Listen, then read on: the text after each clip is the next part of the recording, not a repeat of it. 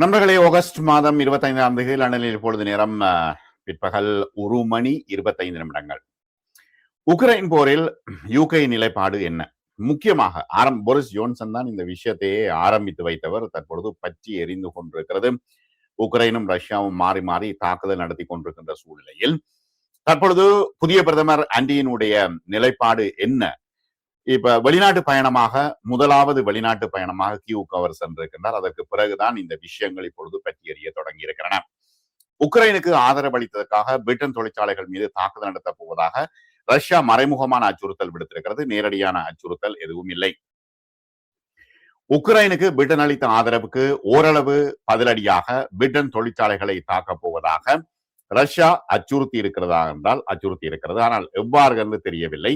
நேரடியான தாக்குதல்கள் நடத்தக்கூடிய எந்த சாத்தியக்கூறும் இல்லை. ஆனால் சைபர் அட்டாக்குகள் நடக்கும் என்று தற்பொழுது ஆய்வாளர்கள் சொல்கின்றார்கள். திங்கட்கிழமை அன்று பிரதமர் ஆண்டி பெர்னாம் தனது முதல் வெளிநாட்டு பயணமாக கியூ சென்றடைந்ததை தொடர்ந்து இந்த போரில் பிரிட்டன் நேரடியாக பங்கேற்கிறது என்று மாஸ்கோ குற்றம் சாட்டியிருக்கிறது.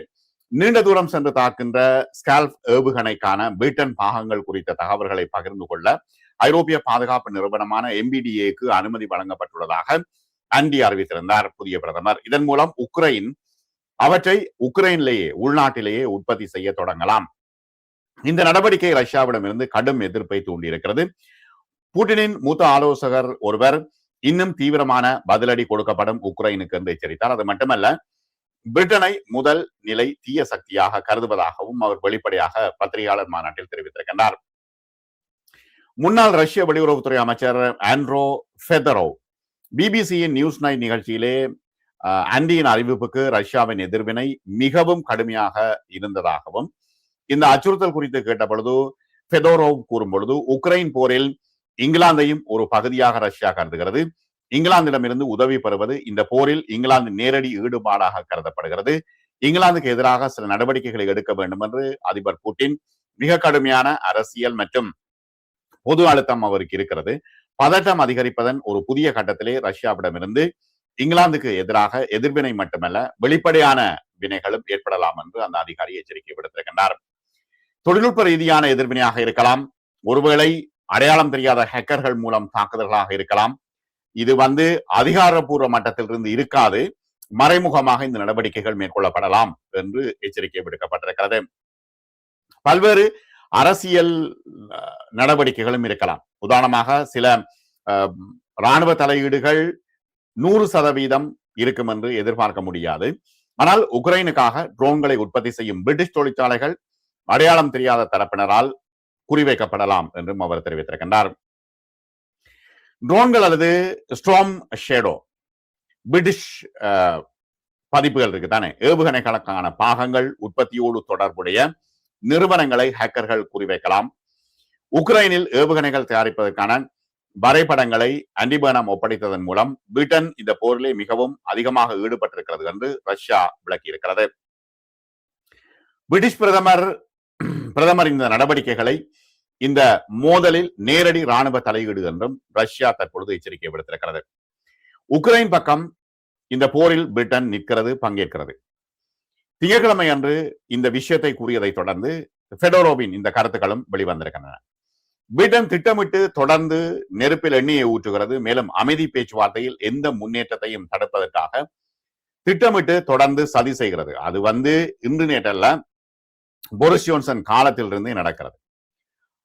ஏவுகணைகளின் உற்பத்தி தளங்கள், பிற ராணுவ உபகரணங்களின் உற்பத்தி தளங்களையும் அடையாளம் கண்டு அவற்றை இல்லாமலாக்குவதில் ரஷ்ய ஆயுதப்படைகள் குறிப்பாக இருக்கும் என்றும் எதிர்பார்க்கப்படுகிறது. புட்டினின் இந்த ஆக்கிரமிப்புக்கு எதிராக உக்ரைனுக்கான இங்கிலாந்தின் ஆதரவில் எந்த தளர்வும் இருக்காது என்று புதிய பிரதமர் ஆண்டி வலியுறுத்தி இருக்கிறார். இங்கிலாந்துக்கு ரஷ்யா விடுத்துள்ள அச்சுறுத்தல்கள் அதிர்ச்சியூட்டும் செயல் என்றும் அவர் குறிப்பிட்டார். உண்மையில இந்த போரை ஆரம்பித்தது ரஷ்யா தானே என்றும் அவர் கேள்வி எழுப்பினார். உறவுகள் தொடர்ந்து மோசமடைந்து வருவதால் ரஷ்ய தூதர் லண்டனிலிருந்து திரும்ப அழைக்கப்பட்டுள்ளார் என்பது இப்பொழுது தெரிய வந்திருக்கிறது. இங்கிலாந்தின் இந்த முடிவின்படி பிரிட்டிஷ் மற்றும் பிரெஞ்சு தொழில்நுட்பங்களை பயன்படுத்தி உருவாக்கப்படும் ஸ்கால்ப் ஆள் துல்லியமான ஏவுகணைகள் இப்பொழுது உக்ரைனில் உற்பத்தி செய்யப்படலாம் என்று இங்கிலாந்து தற்பொழுது அனுமதி கொடுத்திருக்கிறது. ரஷ்யாவின் உட்பகுதியில் உள்ள இலக்குகளை தாக்கும் நீண்ட தூர தாக்குதல்களுக்கு இந்த ஆயுதங்கள் மிகவும் முக்கியமானவை. உக்ரைனின் சுதந்திரத்தின் 35வது ஆண்டு நிறைவை குறிக்கும் வகையில் கீழ் உள்ள புனித சோபியா பேராலயத்தின் முன்பு உரையாற்றிய ஆண்டி பர்னம் உக்ரைனின் எதிர்ப்பை நாசி ஜெர்மனிக்கு எதிரான போராட்டத்தோடு ஒப்பிட்டிருக்கிறார். 20ஆம் நூற்றாண்டில் தேசம் ஐரோப்பிய சுதந்திரத்தின் சுடரை உயிர்ப்போடு வைத்திருந்தது இங்கிலாந்து என்று குறிப்பிட்டார். இப்பொழுது ரஷ்யா விடுத்துள்ள அப்பட்டமான அச்சுறுத்தல்கள் இருந்த போதிலும் நாங்கள் உக்ரைனுக்கான ஆதரவை தொடருவோம் என்று அவர் வெளிப்படையாக கியூல் வைத்து தெரிவித்திருக்கிறார். சர்வதேச அரங்கில் தனது முதல் முக்கிய உரையிலே உக்ரைனிய மக்களின் அபாரமான வலிமையை பாராட்டினார். ரஷ்யா மீது அழுத்தத்தை தொடரப் போவதாகவும் இந்த போருக்கு நிதியளிக்கும் அவர்களின் திறன்களை முடக்கவும் இதுவே சரியான தருணம் என்றும் சொல்லியிருக்கிறார். உக்ரைன் ஐரோப்பாவின் பாதுகாவலராக இருந்து வருகிறது என்று சொன்னார். என்ன பாதுகாவலர் என்று சொல்லவில்லை. தொடர்ச்சியாக உக்ரைன் மூலம் ஐரோப்பாவுக்கு மிகப்பெரிய அச்சுறுத்தல் தான் இருக்கிறதே தவிர என்ன பாதுகாவலர் என்று சொல்லவில்லை. எல்லோரும் பாராட்டி கொண்டிருக்கின்றார்கள் ஜெலன்ஸ்கியை. அதே போல ஆண்டி பர்னமும் பாராட்டி இருக்கின்றார். ரஷ்யா மீதான பொருளாதார அழுத்தத்தை அதிகரிக்குமாறும் அமெரிக்க காங்கிரஸை அவர் கேட்டார். ஆனால் பொருளாதார தடைகள் இருக்கின்றன, ஆனால் ரஷ்யா முன்னேறி கொண்டு இருக்கிறது என்று ஆய்வாளர்கள் தெரிவிக்கின்றார்கள். ரஷ்யாவின் தொலைதூர பகுதிகளில் தாக்குதல் நடத்த உக்ரைன் பயன்படுத்துகின்ற இங்கிலாந்து ஆளில்லா விமானங்கள் குறித்து விளைவுகள் ஏற்படும் என்று கிரெம்ளின் ஏற்கனவே எச்சரிக்கை விடுத்திருந்தது. பிரிட்டன் எந்த அளவுக்கு இதில் ஆழமாக ஈடுபடுகிறதோ அந்த அளவுக்கு அது அதிக விலையை கொடுக்கும் என்று மாஸ்கோ கடந்த வாரம் எச்சரிக்கை விடுத்திருந்தது. வரவிருக்கும் போராட்டத்திலும் புனரமைப்பிலும் உக்ரைனோடு நிற்கின்றோம் என்று புதிய பிரதமர் அண்டி தெரிவித்திருக்கின்றார். பிரிட்டனுடனான உறவுகள் முன்னெப்போதும் இல்லாத அளவுக்கு ரஷ்யாவுக்கும் பிரிட்டனுக்கும் இடையில் மிக மோசமாக போய்கொண்டிருப்பதாகவும் தற்பொழுது ஆய்வாளர்கள் சொல்கின்றார்கள். இதற்கிடையில் முன்னெப்போதும் இல்லாத தாக்குதலில் ஈரான் பிரிட்டிஷ் மின் நிலையத்தை முடக்கியது ஒரு பெரும் பிரச்சனையாக இருக்கிறது. அது தொடர்பான விசாரணைகள் தொடர்ந்து வருகின்றன. ஈரான் ஆட்சியோடு தொடர்புடைய ஹேக்கர்கள் முன்னெப்போதும் இல்லாத தாக்குதல் என்று கூறப்படும் ஒரு நிகழ்வில் பிரிட்டிஷ் மின் நிலையத்தை கடந்த வாரம் 4 நாட்கள் முடக்கியிருந்தார்கள். ஈரானுடன் தொடர்புடைய ஹேக்கர்கள் இங்கிலாந்தில் இது போன்ற ஒரு நிலையத்தை முடக்கியது இதுவே முதல் முறை என்று சொல்லப்படுகிறது. டெலிகிராப் பத்திரிகை வெளிப்படுத்திய இந்த சம்பவம் பிரிட்டிஷ் உள்கட்டமைப்புக்கு எதிரான அதன் வகையிலான மிகவும் முக்கியமான இணையவழி தாக்குதலாக கருதப்படுகிறது. ஈரானினுடைய வெற்றிகரமான தாக்குதலாக கருதப்படுகிறது. பாதுகாப்பு காரணங்கள் காரணமாக எந்த மின் நிலையம் குறிவைக்கப்பட்டது என்பதை அதிகாரிகள் வெளியிட மறுத்தார்கள். அங்குள்ள பணியாளர்கள் செயல்பாடுகளை மீட்டெடுக்கவும் அமைப்புகளை மீண்டும் ஆன்லைனுக்கு கொண்டு வரவும் 4 நாட்கள் தொடர்ச்சியாக உழைத்தார்கள் என்று பிரிட்டன் சொல்கிறது. கடந்த மாதம் அமெரிக்க நீர் உள்கட்டமைப்புக்கு எதிராக நடந்த இணையவழி தாக்குதல்களில் அதற்கு இணையாக இந்த தாக்குதலும் நிகழ்ந்திருக்கிறது. இந்த தாக்குதல்கள் 12 மாகாணங்களை தாக்கி அமெரிக்காவுக்கு மிகப்பெரிய ஒரு அடியை கொடுத்திருக்கிறது. பிரிட்டனில் பாதிக்கப்பட்ட மின் நிலையம் ஒப்பீட்டளவில் சிறியது. இந்த மின் தடை இங்கிலாந்தின் பரந்த மின் விநியோகம் அல்லது ஆற்றல் உற்பத்தியில் எந்த பாதிப்பையும் ஏற்படுத்தவில்லை என்று அரசாங்கம் சொல்கிறது. 4 நாள் மின் நிறுத்தம் ஏற்பட்டிருக்கிறது.